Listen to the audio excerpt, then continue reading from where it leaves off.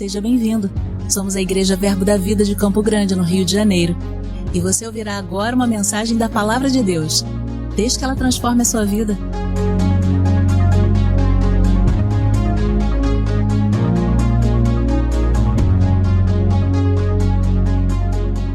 Graça e paz. Obrigada, Ministério de Música. Você pode se sentar. Gosto dessa saudação, não é? Hoje em dia, a gente fala até quase que no automático sobre a paz do Senhor, a paz de Cristo. Desejamos a paz para os nossos irmãos. Mas sabe, queridos, essa saudação, ela é muito espiritual. A Bíblia vai dizer lá no Evangelho de Lucas, quando Jesus manda os seus discípulos fazerem a obra, e Jesus dá a orientação: quando vocês entrarem na casa das pessoas, saúdem aquelas pessoas e aquela casa com a paz. E havendo naquele lugar filhos da luz, a paz irá repousar sobre eles. E se não houver filho da luz naquele lugar, a paz vai voltar para vocês. Então a paz não é só uma palavra. A paz é shalom. Significa algo que sai da nossa boca com força espiritual. Amém, queridos? E talvez você tenha entrado aqui nesse lugar essa noite e talvez com uma mente atribulada, com pensamentos desajustados. Isso tem causado falta de paz, ausência de paz na sua vida. Mas eu creio em nome de Jesus que essa declaração é uma declaração espiritual. A palavra do Senhor, ela é espiritual. E quando eu desejo a você a paz de Cristo, eu estou desejando verdadeiramente o shalom em manifestação na sua vida. Uma paz que excede todo o entendimento. Uma paz que não é ausência de guerra. Uma paz que não é ausência de problemas. Mas uma paz que é Cristo, o príncipe da paz, habitando dentro de nós. Apesar dos problemas e apesar das aflições, nós temos a segurança que temos a paz de Cristo em nós. Amém, queridos? Então, a paz de Cristo sobre a sua vida. E ela já está repousando sobre você. Amém? Glória a Deus. Estivemos uma manhã cumprindo as ordenanças do Senhor nesta casa espiritual. Descemos alguns irmãos às águas. Alguns irmãos foram batizados cumprindo a ordenança de Jesus. Todo aquele que crê e for batizado será salvo. Aquilo que aconteceu por dentro na vida desses irmãos, quando eles receberam Jesus como Senhor e Salvador da vida deles, o novo nascimento, aquilo que aconteceu por dentro, eles fizeram questão de publicar esta manhã, de expressar aquilo que nasceu dentro deles, a vida de Deus, a vida de Cristo dentro deles. Eles hoje publicaram isso, anunciaram isso, simbolizando que eles verdadeiramente morreram com Cristo e ressuscitaram com Cristo para uma nova vida. Amém? Parabéns a todos aí que desceram as águas nessa manhã. Estou vendo aqui o Guilherme. O Guilherme também, ele não tem como se esconder na multidão, não é? Não tem como, Guilherme. Eu já estou te vendo daqui. Nosso amado Guilherme também desceu as águas essa manhã. Você está pronto para ouvir uma porção daquilo que o Senhor tem para compartilhar com os nossos corações essa noite? Sabe, queridos, eu sempre falo isso e não me canso de repetir, que o Deus que nós servimos não é Deus de acaso. Ele é Deus de planos e propósitos, não é? Então, se você está aqui essa noite, se você está nos assistindo no YouTube, se você está disponível para ouvir aquilo que o Senhor tem para compartilhar, é porque Deus sabia que você estaria aqui, e certamente a palavra que vai ser compartilhada, que veio do coração do Senhor, é para alcançar o seu coração, e talvez trazer resposta que você precisa, trazer direção que você precisa, trazer o suprimento que você precisa essa noite, amém? Porque é da vontade do nosso Deus que a gente avance, que a gente alcance uma estatura, e Ele diz que é a estatura da perfeita varonilidade, a estatura de Cristo. Então a nossa vida com Deus, ela é uma escada, uma ascendência, sempre para cima, né? Hoje eu estou aqui, mas a expectativa do coração de Deus é que eu avance no conhecimento. E principalmente, queridos, no conhecimento dEle, no conhecimento da sua palavra, no conhecimento do seu caráter, para que a gente não seja confundido. Existem tantas informações nesse mundo, né? E cada dia elas chegam mais rápido, cada dia elas chegam em frações de segundos. Aquilo que era tão difícil, que acontecia de manhã, no outro lado do mundo, a gente só ia saber à noite, às vezes no dia seguinte. Hoje a gente sabe em tempo real. Então, nós somos encharcados de informações. E talvez, queridos, a gente não esteja atento às informações que Deus deseja nos passar. E eu creio que essa noite Deus deseja nos passar informações que vão ser fundamentais para o nosso crescimento e para a nossa caminhada. Amém? Nós estamos diante da Assembleia dos Santos. A igreja reunida, como diria o irmão Reagan, é prenúncio de milagre. Nós não podemos tirar isso dos nossos olhos. Amém, queridos? Nós somos a igreja gloriosa de Cristo Jesus. Ainda que estejamos nesse mundo, e nesse mundo tenhamos aflição, e nesse mundo nem sempre é da forma que nós temos expectativa que seja, ainda assim, queridos, nós somos a igreja do Senhor Jesus Cristo. Nós somos a gloriosa igreja, o mistério que estava oculto e que os homens da velha aliança não conseguiam discernir. Mas a Bíblia diz que o mistério que estava oculto, Cristo veio e hoje é a esperança da glória. Nós somos a igreja, a esperança da glória. Amém, queridos? Então, é algo tão precioso aquilo que nós somos hoje, o que nós a noiva de Cristo, a noiva do Cordeiro, que a gente não pode esquecer disso. Todas as vezes, queridos, que as situações vierem nos afrontar, nos golpear, nós temos que lembrar, nós somos a igreja gloriosa do Senhor Jesus. Amém? E eu creio que eu estou diante de uma Assembleia dos Santos, né? Que a palavra carregada de poder já deve estar fazendo milagres na sua vida.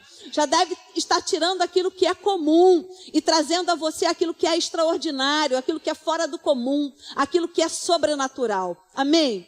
Você pode abrir a sua Bíblia, por gentileza? Nós vamos compartilhar uma palavra hoje do Senhor. Lá na segunda carta que o apóstolo Paulo escreveu, à igreja que estava lá em Corinto. Eu vou ler uma parte do capítulo 4 e vou ler uma parte do capítulo 5. Uma parte do capítulo 4, de 2 Coríntios, no capítulo 4. Deixa eu falar algo para você. Quando Deus nos cria lá no Éden, o Adão, a humanidade, a Bíblia diz que Deus nos cria a sua imagem e semelhança. Não é assim? A imagem e semelhança Deus nos criou. E é claro que Deus tinha a expectativa que eu e você, aqui na terra, fôssemos de fato a sua imagem, que nós apresentássemos glórias para Ele, que nós tivéssemos relacionamento com Ele, que a graça do Senhor fosse visível na nossa vida. E seria assim. Mas a Bíblia diz que o pecado entrou e por conta do pecado, toda a graça, a manifestação da graça do Senhor, ela foi deturpada, assim como a imagem de Deus foi deturpada. Por quê? Porque quando eu deturpo a criação de alguém, eu estou afetando o Criador.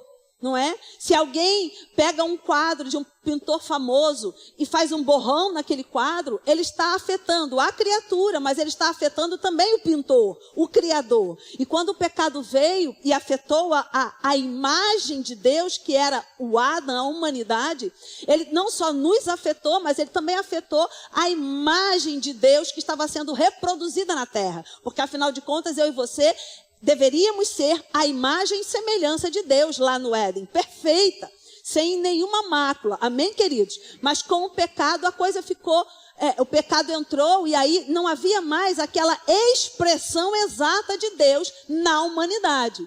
E a Bíblia diz que Jesus veio para resgatar essa imagem.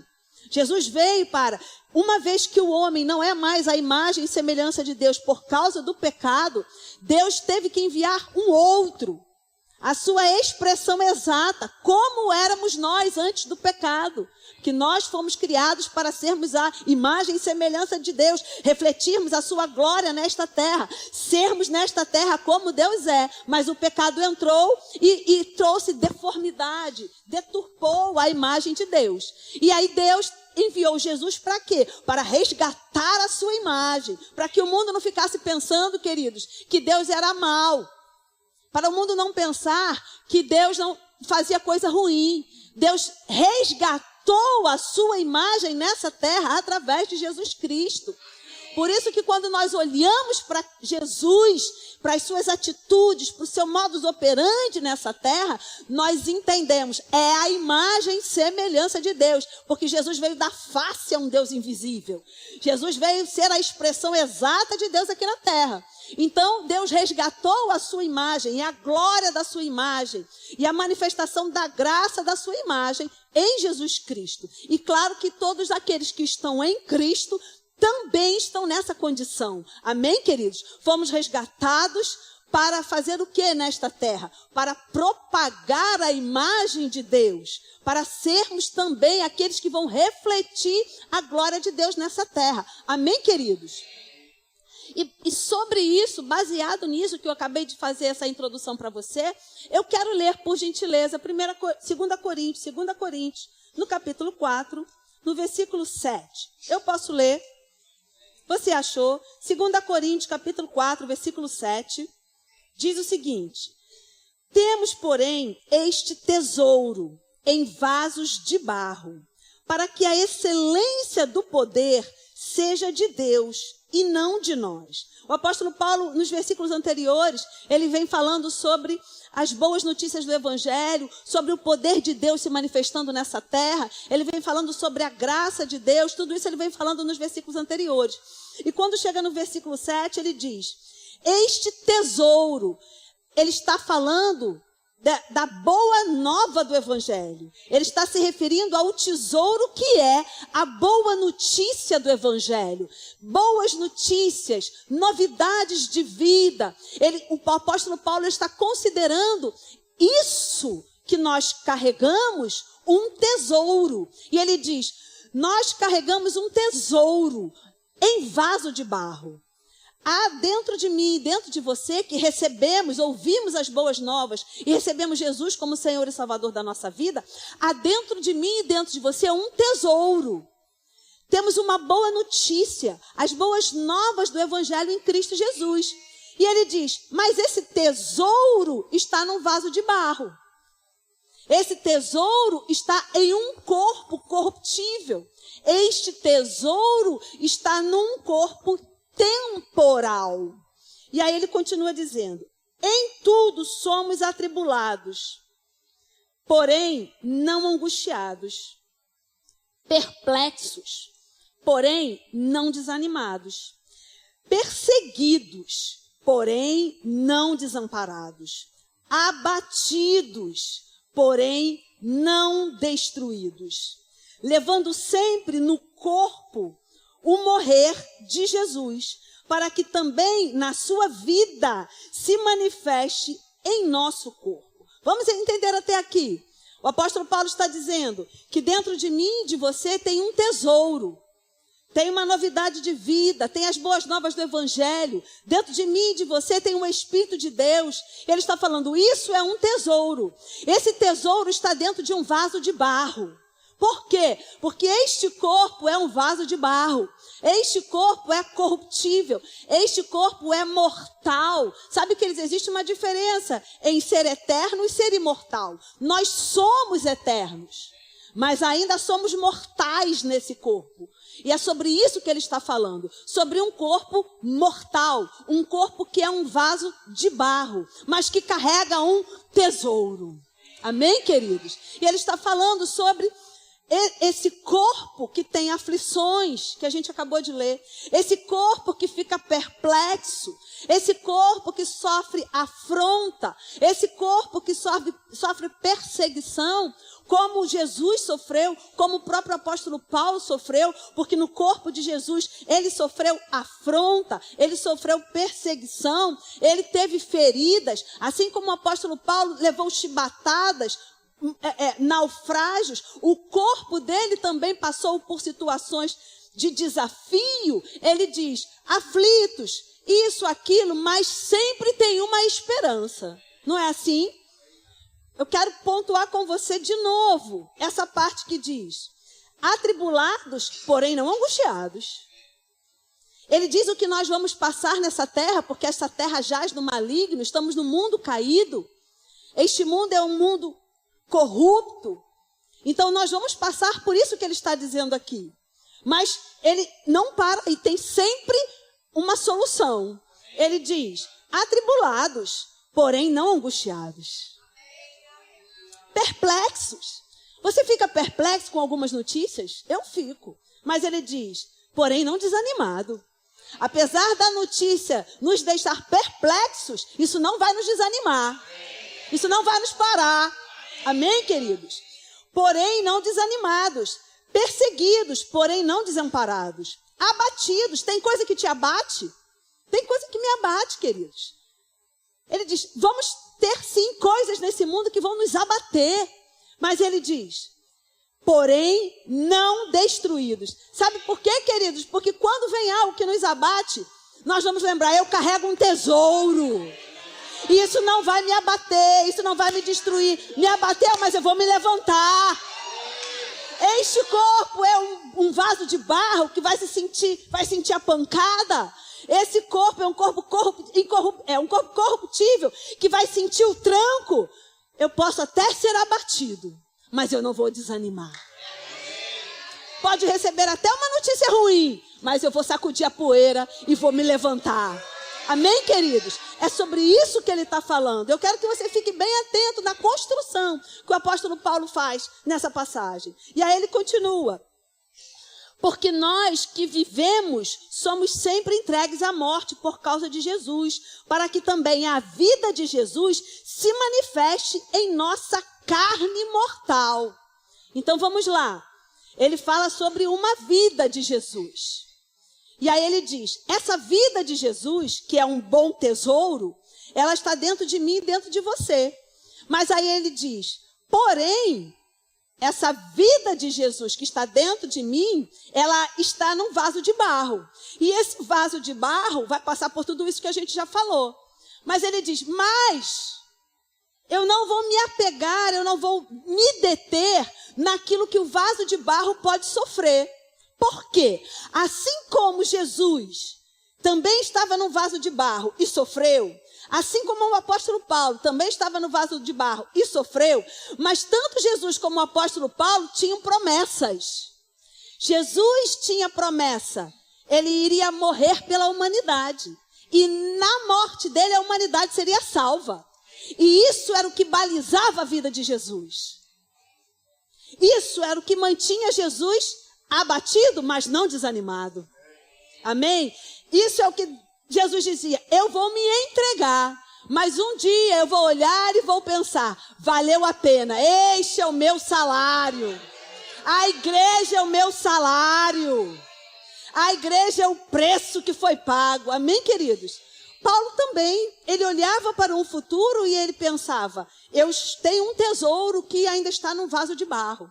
Mas um dia, a vida de Jesus, que já está dentro de mim, ela vai externar. E a vida que está dentro vai dar vida a este vaso que não será mais de barro,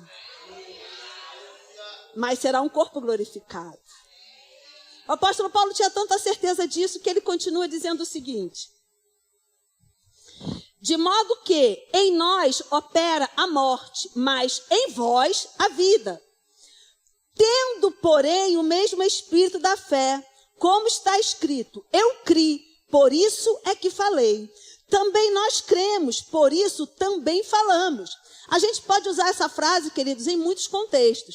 Mas essa frase está num contexto onde o apóstolo Paulo fala sobre um tesouro em vaso de barro. E que um dia a vida de Jesus vai envolver este vaso de barro. E ele vai deixar de ser de barro. E nós vamos ver Jesus como ele é. E como ele é hoje, nós também seremos. E aí ele diz, dentro deste contexto, ele diz, eu não vivo pelaquilo que eu estou vendo. Eu sou da fé. Eu criei, por isso eu falei. Então ele está dizendo, eu ainda estou num vaso de barro. Mas eu tenho tanta certeza que o que eu carrego é um tesouro, que eu não vou me prender a isso. Eu creio que um dia, este vaso de barro, este corpo corruptível, vai se revestir de imortalidade. Esse corpo mortal, carnal, vai se revestir da glória. E aí ele diz, um dia alguém me falou isso, e eu criei, e por isso que eu falo. Todos nós aqui cremos também, e por isso é que falamos. Que vai chegar um dia, aonde a gente vai ouvir uma trombeta. E porque a gente ouviu essa trombeta, significa que a gente está dentro da excursão. E o guia vai nos encontrar no meio do caminho. E ele vai nos levar para esse lugar. E neste meio do caminho, este corpo corruptível e carnal vai ser revestido de incorruptibilidade. Ele diz, eu criei nisso quando me disseram. E por isso que eu falo isso. Porque é algo que está no meu coração. Eu criei, por isso eu falei. E esta é a palavra da fé que nós pregamos. Vamos sim, um dia, este vaso de barro será revestido pelo poder da glória de Deus. E aquilo que é corruptível será incorruptível. Aquilo que é mortal vai se tornar imortal. Amém, queridos? Você acha isso glorioso? Meu irmão, eu acho isso glorioso. Porque talvez você não tenha força para levantar da sua cama com as aflições que ele diz aqui nos versículos anteriores. Talvez você não tenha força para levantar da sua cama com a perplexidade de notícias. Talvez você não tenha força para levantar da sua cama nas afrontas que você tem recebido. Mas ei, quando eu entendo que eu carrego um tesouro e que um dia a vida que está nesse tesouro vai sair e revestir todo o meu corpo, isso me dá motivo para levantar e para anunciar esse tesouro para outras pessoas e para consolar outras pessoas e para dizer para outras pessoas que a eternidade é real e que essa vida aqui, por mais que você tenha uma boa expectativa, agora eu ouvi que a expectativa de vida do brasileiro subiu. Que coisa boa, mulheres vivem mais do que homens. Eu não sei se isso é bom ou se isso é ruim. Por quê? Porque significa talvez que os homens não estejam se cuidando tanto quanto as mulheres, não é? É bom se cuidar, eu brinco lá em casa, né? Não tem problema ir para a glória antes de mim, mas me deixa rica. Desculpa se eu choquei você.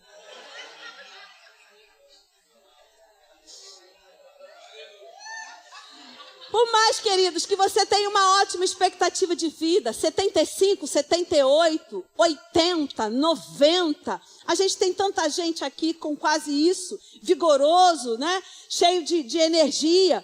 Mas, queridos, por mais, porque é isso que a palavra fala, tá? A palavra não nega a velhice, ela diz que tem uma velhice, mas ela diz que tem uma característica na velhice, viçoso, florescente, dando muitos frutos para anunciar a retidão do Senhor. Amém? Não é a idade do condor, não, irmão. Isso é do mundo. Mas ainda que você viva 100 anos, é uma boa expectativa de vida. Você concorda comigo? 100 anos. O que são 100 anos? O que são 100 anos? Quando você comparar com a eternidade. É uma gota. É uma gota. Esse corpo mortal, ele vive um breve tempo. É uma gota. Diante da eternidade, diante do tempo da imortalidade. Queridos, somos mortais. 100 anos de mortalidade nesse vaso de barro. 100 anos, vai. 100 anos mortais e uma eternidade imortal. Oh, isso é bom demais. Vamos continuar, porque não acaba por aí. E aí ele diz no 14, sabendo que aquele que ressuscitou o Senhor Jesus também nos ressuscitará com Jesus e nos apresentará convosco. Porque todas essas coisas existem por amor de vós, para que a graça, multiplicando-se, torne abundantes as ações de graças por meio de muitos, para a glória de Deus. O que ele está falando aqui? Lembra do tesouro? Eu vou falar do tesouro. E aí ele diz, e porque eu falo deste tesouro, a graça vai se multiplicar. Que graça? A graça salvadora. Eu falo do tesouro, das boas novas, e a graça é multiplicada. E porque a graça é multiplicada, se tornando abundante, também as ações de graças, por meio de muitos que multiplicaram a graça. Amém, queridos? E aí ele diz, para a glória de Deus. Então, quanto mais pessoas multiplicam a graça, mais ações de graças nós damos por meio de Deus. Amém? Então, quanto mais eu vou anunciar as boas notícias e pessoas vão se converter, mais a graça do Senhor salvadora está sendo multiplicada. E quanto mais a graça do Senhor se multiplica, mais ações de graças nós levantamos para Ele. É isso que a palavra está dizendo. E aí ele continua. Por isso, não desanimemos. Aleluia. O Senhor está dizendo para você, não desanime. Pelo contrário, mesmo que o nosso homem exterior se corrompa ou perca o vigor, contudo, o nosso homem interior se renova de dia em dia. Porque a nossa leve e momentânea tribulação, aflição, pressão, perplexidade, perseguição, abatimento, tudo aquilo que está no versículo 7, por essa leve e momentânea tribulação produz para nós eterno peso de glória, acima de toda comparação. Sabe por quê, queridos? A glória que nós vamos experimentar, ver e usufruir é maior do que qualquer aflição. E por isso ele diz, está com aflição? Não desanima. Pelo contrário, pensa que a glória que você vai experimentar, ela não se compara a absolutamente nada. Então, olhe para aquilo que vai se manifestar. Não fica na aflição, não fica no desânimo, não fica na perplexidade, não fica na perseguição, mas põe os seus olhos naquilo que vai se manifestar.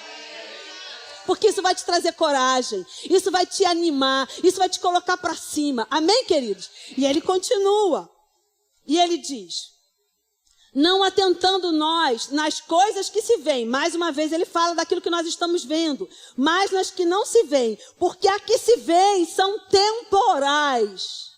Eu sei que você está indo para a academia, cuidando do seu corpo. E deve fazer isso mesmo. Você não vai por vaidade, você vai por saúde. Amém, queridos? Mas eu sinto muito pelo seu corpício malhado, sarado, torneado, adornado, né? E tudo mais que você está conquistando a cada dia na academia e na sua perseverança. Ele diz o seguinte, sabe isso? Ele diz, então, porque as coisas que se veem são temporais e as que não se veem são eternas. O que eu estou vendo diante de mim? Um corpo temporal. Eu estou vendo diante de mim um corpo que vai passar. Mas o apóstolo Paulo diz, por isso falei, que um dia esse corpo temporal, ele vai se tornar um corpo imortal. E aquilo que é temporal é efêmero, passa rápido.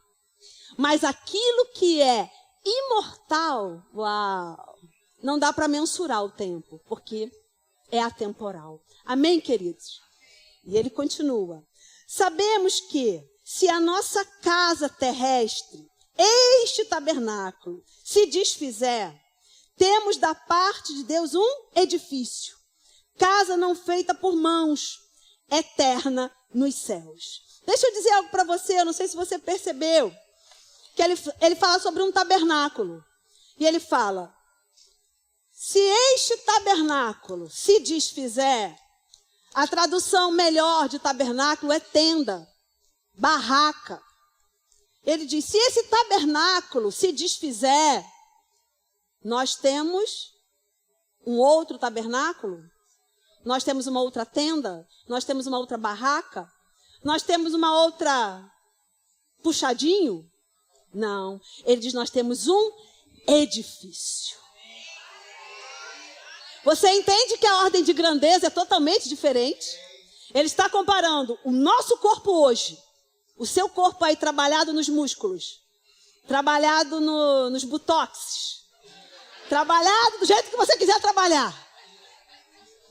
O seu corpício trabalhado, ele está dizendo, é um tabernáculo. E a gente deve cuidar dele, amém, gente? Enquanto a gente estiver aqui, este é o tabernáculo. Mas na comparação ele diz, é uma tenda. É uma barraca. Não é nem um estande. Agora, veja bem, o que você vai receber é um edifício.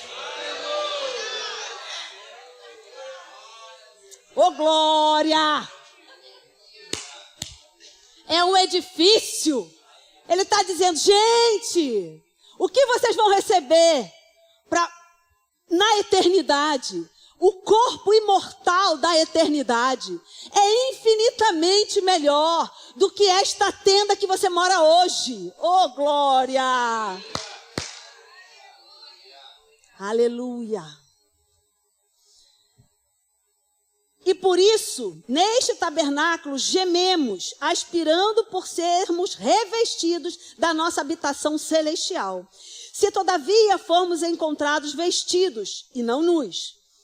Se aqueles que estão nus, é aqueles que já morreram, já foram para a glória. Eles estão nus, eles estão só em espírito. E se você quiser saber mais sobre isso, se matricula no Rema. Não é? Mas eles estão só em espírito. Mas Deus não nos fez para vivermos só em espírito. Não somos Gasparzinho. Não, a gente não é fantasma. Deus fez o homem espírito, alma e corpo. E quando nós formos para a eternidade e para a imortalidade, vamos em espírito, alma e corpo. E por isso que ele diz que não seria bom que a gente já tivesse morrido, que a gente estivesse nu.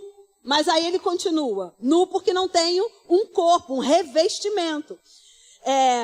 Pois, na verdade, o que estamos neste tabernáculo, gememos angustiados, não por querermos ser despidos, mas revestidos, para que o mortal seja absorvido pela vida. Dentro do seu espírito tem a vida de Deus. E um dia o que é mortal, o que é um vaso de barro, será revestido pelo imortal. Aleluia, queridos. A minha oração para você essa noite é que o Espírito Santo possa esclarecer, abrindo os olhos do seu entendimento, que você tenha vislumbres desse dia, onde este corpo carnal, mortal, ele vai se render à imortalidade de Jesus Cristo. E o poder da ressurreição vai nos dar um corpo novo, um corpo transformado, um edifício para a glória de Deus Pai. Amém? Agora, qual é a garantia que nós temos disso? O apóstolo Paulo diz, eu criei, por isso que eu falo. Eu creio nisso. E por isso que eu falo para todo mundo, eu conto para todo mundo. E quando ele vai escrever, quando ele escreve a carta anterior a essa, de 1 Coríntios, no capítulo 15, ele vai falar sobre a morte ter sido tragada pela vitória. Ele diz, vai chegar um dia, quando isso acontecer, nós vamos dizer, morte, tragada você foi pela vitória. Por quê? Porque a morte do nosso corpo físico não vai existir mais. Este vaso de barro não vai existir mais, porque ele vai ser desfeito, porque ele é corruptível. Mas nós vamos ganhar um corpo novo, um corpo transformado, um corpo glorificado. Mas que garantia nós temos disso, afinal de contas? E aí ele vai continuar dizendo, oh glória! Ora, versículo 5, foi o próprio Deus quem nos preparou para isso, outorgando-nos o penhor do Espírito.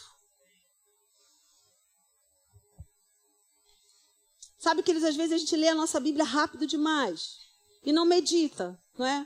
Como temos a instrução de meditar. Ele diz, o Senhor, Ele nos preparou para isso.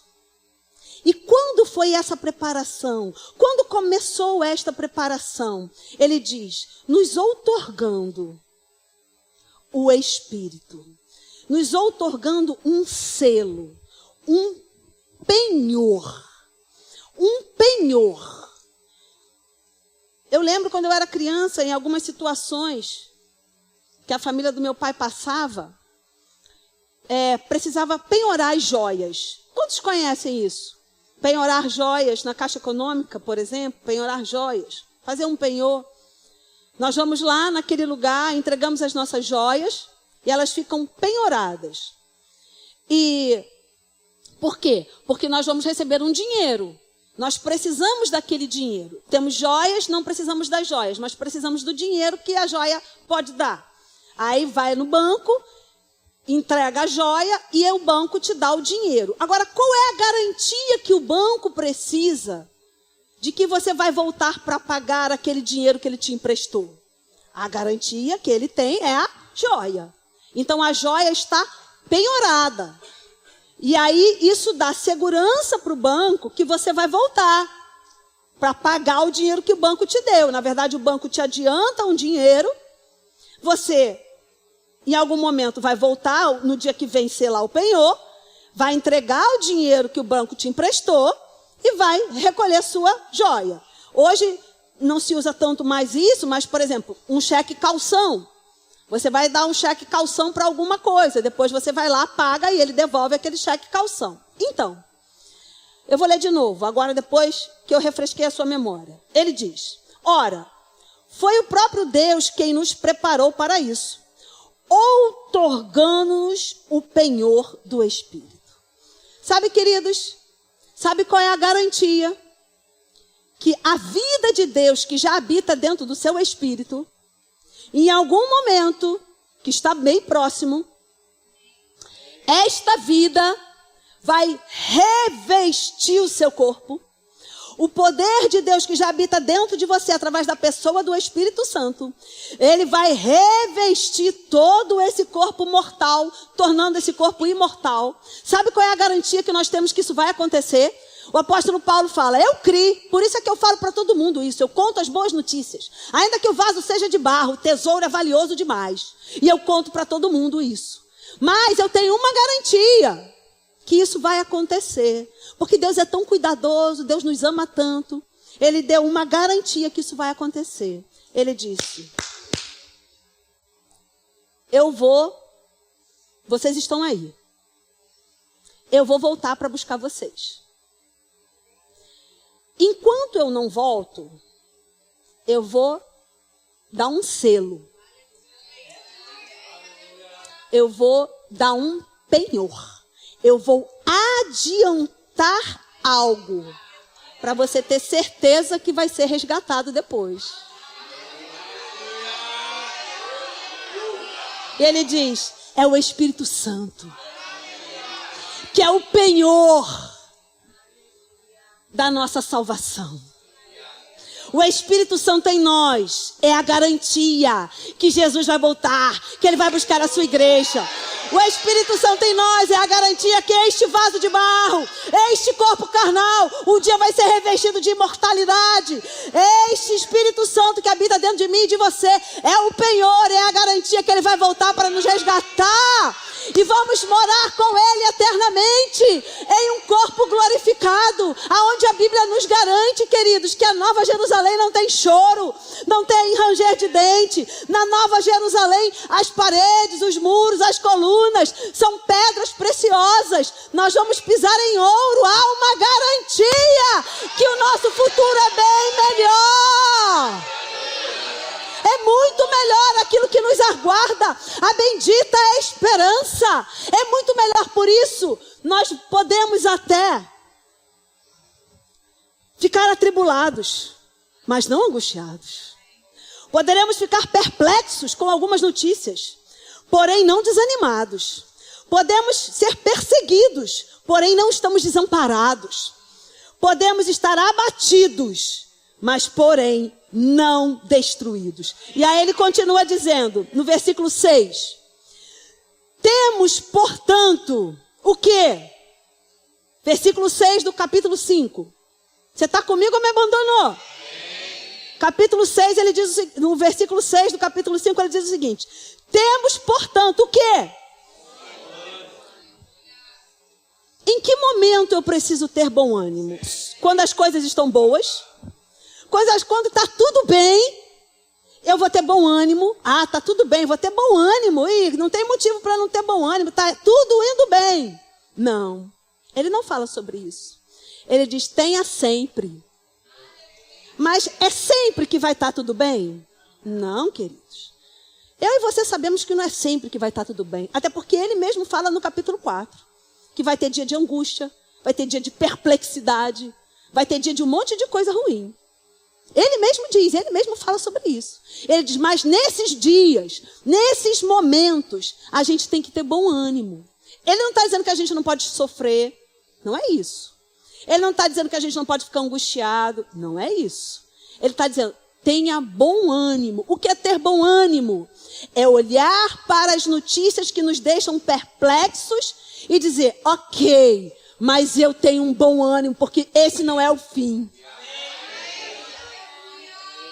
Olhar para as notícias que nos dão angústia, nos abatem, nos dão tristeza. Olhar para isso e dizer, ok, mas essa não é o fim da linha. Essa não é o final da história. Tem outra história, tem outra parte deste capítulo. Amém, queridos? Então ele está dizendo, tenha bom ânimo sempre. Mesmo no dia mau, mesmo no dia das circunstâncias. Sabendo que, então você vai ter bom ânimo, porque você sabe de algo. E ele diz, sabendo que, enquanto o nosso corpo estamos ausentes do Senhor, visto que andamos por fé e não pelo que vemos. Você vê o Senhor? Você já viu o seu corpo glorificado? Não. Ele diz, você está crendo pela fé. Amém? Você está crendo em tudo isso que está escrito aqui na Bíblia que eu estou lendo com você pela fé. Amém? E ele continua. Entretanto, estamos em plena confiança. Em plena confiança. Preferindo deixar o corpo e habitar com o Senhor. E o apóstolo Paulo vai dizer, por quê? Que ele mesmo escreve aqui, que ele prefere habitar com o Senhor. Porque ele também já escreveu que ele queria ir, que é infinitamente melhor, mas que ele decide ficar por amor daqueles que ele precisava alcançar. Então o apóstolo Paulo, queridos, ele sabia do que ele estava falando. E quando ele nos instrui com essa palavra sobre um corpo que é um vaso de barro, que vai se deteriorar, vai perder o vigor. Por quê? Porque é um corpo carnal e corruptível. Mas nós não vamos nos prender a isso. Enquanto estivermos aqui, vamos sim espalhar o bom tesouro. Mas nós não estamos presos aqui. Por quê? Porque o aqui vai durar pouco. Os nossos olhos estão lá. Porque lá é infinitamente melhor. E aqueles que estão nus, ou seja, que ainda não tiveram um corpo glorificado, porque Jesus ainda não veio buscar a igreja, ainda não passamos pelo arrebatamento, aqueles que estão nus também estão aguardando esse dia. Porque a Bíblia diz que, quando nós ouvirmos a trombeta e Jesus descer nos ares, aqueles que morreram com Cristo ressuscitarão primeiro. E depois nós, os vivos. Então, aqueles que estão nus, porque ainda não receberam um corpo glorificado, já deixaram este tabernáculo, já deixaram esta tenda, mas ainda não estão habitando no edifício. Porque eles só vão habitar no edifício quando toda a igreja subir. E aí aqueles que morreram com Cristo vão ressuscitar primeiro. E depois nós, aqueles que estivermos aqui na sua vinda, aquilo que é corruptível, será revestido da incorruptibilidade. Aquilo que é mortal será revestido de imortalidade. E aí nós vamos dizer, tragada foi a morte. Onde está, ó morte, o teu aguilhão?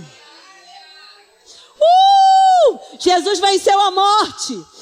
E porque Jesus ressuscitou, nós temos a garantia que nós também vamos ressuscitar. E porque Ele ressuscitou, está com um corpo transformado à destra do Pai, nós também temos a garantia que nós teremos um corpo transformado e estaremos com Ele eternamente. Então, queridos, essa leve e momentânea tribulação está produzindo para nós eterno peso de glória. E nós amamos ao Senhor por isso, porque com Deus sempre acaba bem. Porque com Deus nós nunca somos derrotados. Com Deus nós sempre temos vitória. Amém, querido? Porque Jesus disse lá em João capítulo 10, falando sobre o pão vivo que desceu do céu, Ele diz, porque no deserto já desceu um pão vivo, já desceu um pão que matou a fome de vocês. No deserto já teve maná caindo do céu. Mas aquele pão não era um pão vivo. Aquele pão era um pão bolonhento, se não comesse no dia. Mas ele diz, mas eu sou o pão vivo. Eu sou o pão vivo que desceu do céu. E aquele que comer desse pão, que comer a minha carne, que beber o meu sangue, eu garanto, ainda que morra nesse corpo físico, ainda que perca esta tenda, ainda que este vaso de barro se desfaça, eu garanto, Jesus garante, viverá eternamente. Você pode ficar de pé. Vamos agradecer ao Senhor por essa maravilhosa esperança. A bendita esperança, nós temos um penhor.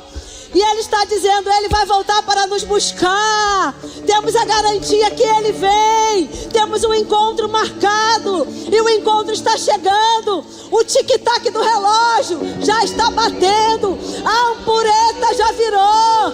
E Ele está dizendo, Ele vem. Ele vem. Ele vem. Ele vem. Ele vem. Maranata. Ele vem. Em ti